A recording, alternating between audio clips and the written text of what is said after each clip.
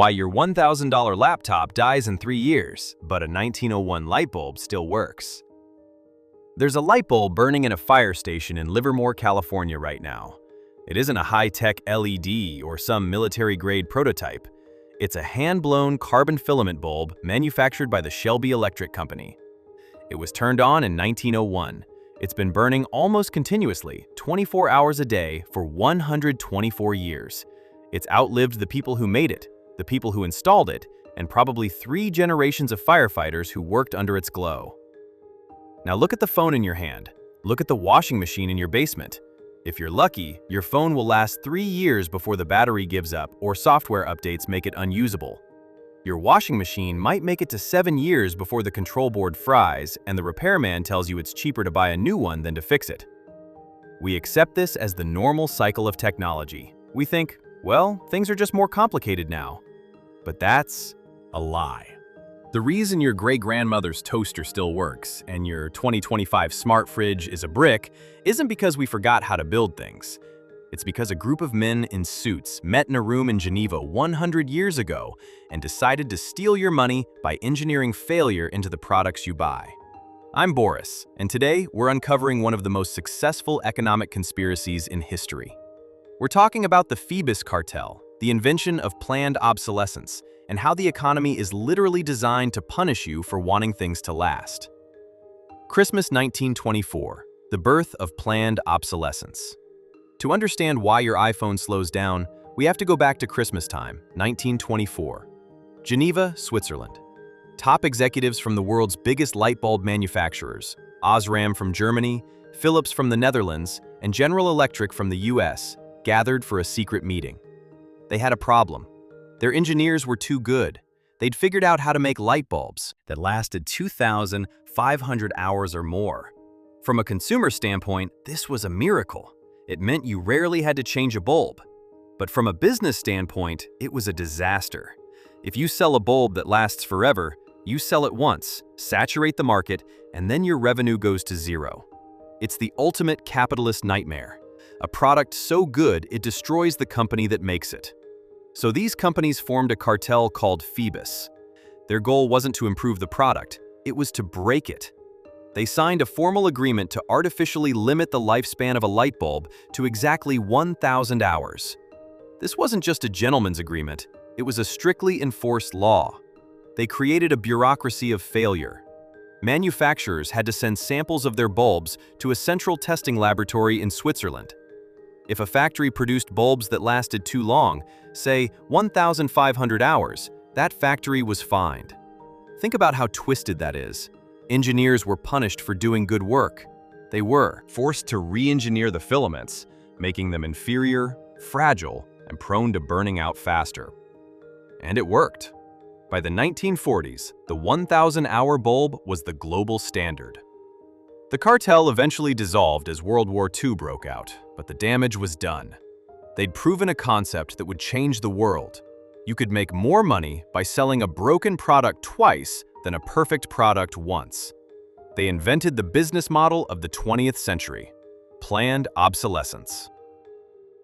From light bulbs to cars, psychological obsolescence. But light bulbs were just the beta test. The philosophy spread like a virus. In the 1920s, the car industry was facing a similar crisis. Ford was selling the Model T. It was cheap, reliable, and easy to fix. Once everyone had one, sales flatlined. People just kept fixing their old Model Ts. Enter Alfred Sloan, the head of General Motors. He looked at the Phoebus model and tweaked it.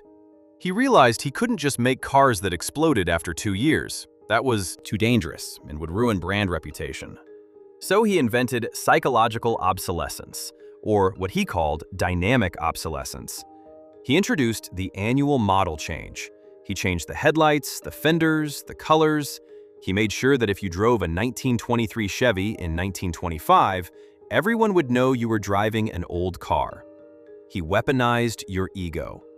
He didn't break the machine, he broke your satisfaction with the machine. This is exactly why we have the iPhone 16, 17, and 18. Does the new phone do anything radically different? No, but it has a slightly different camera bump. And that visual signal tells the world you have the new one. That signal is worth billions. 2025, the era of digital fragility. Now fast forward to where we are in late 2025. The game has evolved from physical fragility to digital fragility. We live in the era of software lockouts. Look at what happened with printer cartridges or tractor repair. Companies like John Deere and Apple have argued for years that you don't actually own the device you bought. You just own a license to use it. They put digital locks on the hardware so that if you try to replace a battery yourself or use a third-party ink cartridge, the device bricks itself. This is the Phoebus Cartel on steroids. In 1924, they had to physically thin the filament to make it break. Today, they just send a software update that slows down your processor to preserve battery life, conveniently right before the new model launches. They've engineered a world where repair is impossible, not because of physics, but because of code. Fast fashion, the landfill economy. Consider fast fashion. This is the boots theory applied to your entire wardrobe. A shirt from 1950 was double-stitched, made of thick cotton, and designed to be mended. A shirt from 2025 is often made of a polyester blend that's chemically designed to degrade. The fibers are shorter. The stitching is single thread. It isn't designed to be washed 50 times. It's designed to be washed 5 times. The business model of companies like Shein or Zara relies on the garment falling apart, so you come back next week for the new micro-trend. It creates a landfill economy where we treat clothing like paper towels. The replacement tax, the math of planned obsolescence. Here's the thing that makes this an economic trap for you specifically. It creates a replacement tax. Let's do the math. If you buy a pair of boots for $100 that are designed to fall apart in a year, you're paying a tax. But if you buy a laptop for $1,000 that's glued shut, has non-replaceable RAM, and a battery that's soldered to the motherboard, you're renting that laptop. When that battery dies in 3 years, the laptop is trash. You have to spend another $1,000. If that laptop had been designed like a ThinkPad from 2005, you could swap the battery for $50 and keep going. That design choice, glue versus screws, cost you $950. Multiply that by your phone, your headphones, your blender, your vacuum. You're bleeding thousands of dollars a decade simply because corporations refuse to let you maintain your own property. The subscription trap, the final evolution. And let's talk about the subscription trap, because this is the final evolution of Phoebus. Companies realized that even if they make things break, there's still a gap where you're not paying them. So they stopped selling products and started selling services. BMW tried to charge a monthly subscription for heated seats. Adobe stopped selling you Photoshop and started renting it to you for $50 a month forever. If you stop paying, you lose access to your own work. This is you will own nothing and be happy. It guarantees that your wealth is constantly drained month after month with no asset to show for it. You're on a treadmill of consumption that you can never get off. The paradox of thrift, the economy needs waste. The most frustrating part? The economy needs this waste to function. Economists call it the paradox of thrift. If we all suddenly bought cast iron pans, safety razors, and Toyota Camrys that lasted 20 years, and we stopped buying new stuff, the GDP would collapse, factories would close, stocks would tank. Our entire economic system is built on the velocity of trash. We dig materials out of the ground, turn them into products, sell them to you, and you bury them in a landfill 6 months later. If that cycle slows down, the market crashes. We've built a prosperity that relies on destruction. You are the fuel for that engine. Your wallet is being drained to keep the line on the graph going up. The way out, buy it for life philosophy. So is there a way out, or are we just doomed to buy garbage forever? There is a movement growing, and if you want to protect your wealth, you need to join it. It's called the right to repair movement. But personally, I call it the buy it for life philosophy.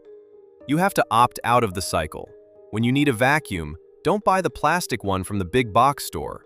Buy the commercial-grade one that hotels use. It costs twice as much, but lasts 10 times as long. When you buy a laptop, look for the repairability score. If you can't open it with a screwdriver, don't buy it. If the company won't sell you the spare parts, they're scamming you. It requires a shift in mindset. You have to stop viewing new as better. In the world of planned obsolescence, new often just means value engineered. It means they figured out how to use cheaper plastic and thinner metal. Old is often better. There's a reason cast iron pans from 1920 sell for a premium. They were made before the engineers were told to cut corners. You also need to audit your digital life. Reject the subscription model wherever possible. Use open source software. Buy the older car with fewer computer chips. Every time you fix something instead of replacing it, you're committing a small act of rebellion against the Phoebus Cartel. You're keeping your capital in your pocket. The bottom line. The Phoebus Cartel may have dissolved, but its spirit is running the global economy. Every time a hinge breaks on your headphones, every time your phone slows down, every time a handle snaps off your suitcase, remember, that wasn't an accident. It was a design choice. It was a robbery in slow motion. And the only way to stop the robbery is to refuse to buy the junk. Be the person who fixes the toaster. Be the person who drives the 10-year-old car. Be the glitch in their algorithm. If this video made you look at your dying appliances differently, share it with someone who keeps complaining about their phone. We need to wake up to the fact that we're being played. Thanks for watching, and I'll see you in the next one.